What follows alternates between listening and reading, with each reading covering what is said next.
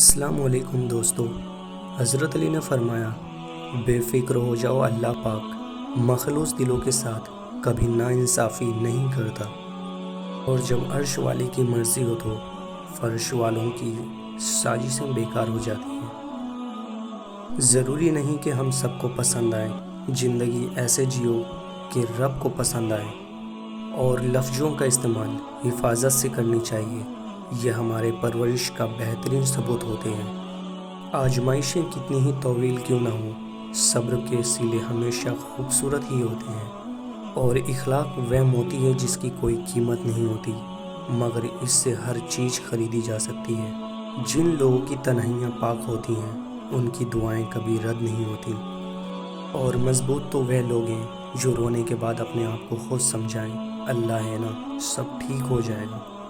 ہم تصویر میں تو خوبصورت اور نمایاں نظر آنا چاہتے ہیں، مگر کردار کی فکر نہیں کرتے، اور بھول جاتے ہیں کہ انسان کا کردار اور اخلاق ہی اس کی سب سے بہترین تصویر ہے۔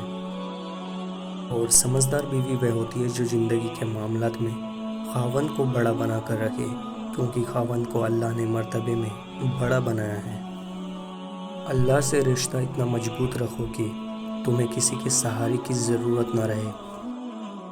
یقین تو سمندر میں بھی راستہ بنا دیتا ہے، یقین تو سلگتی ہوئی آگ کو بھی ٹھنڈا کر دیتا ہے، تو تم اپنے رب سے اتنے مایوس کیوں ہو؟ یقین معجزوں کا بہت خاص حصہ ہے، اور وہ آخری میں تمہیں تمہارا یقین کیسے تھام لے گا تم اس کا تصور بھی نہیں کر سکتے۔ اور قیدی ہیں سب یہاں، کوئی خوابوں کا ہے اور کوئی خواہشوں کا۔ حضرت علی نے فرمایا اپنی سوچوں کو پانی کے قطرے سے زیادہ شفاف رکھو، کیونکہ جس طرح قطرے سے دریا بنتا ہے اسی طرح سوچوں سے ایمان بنتا ہے۔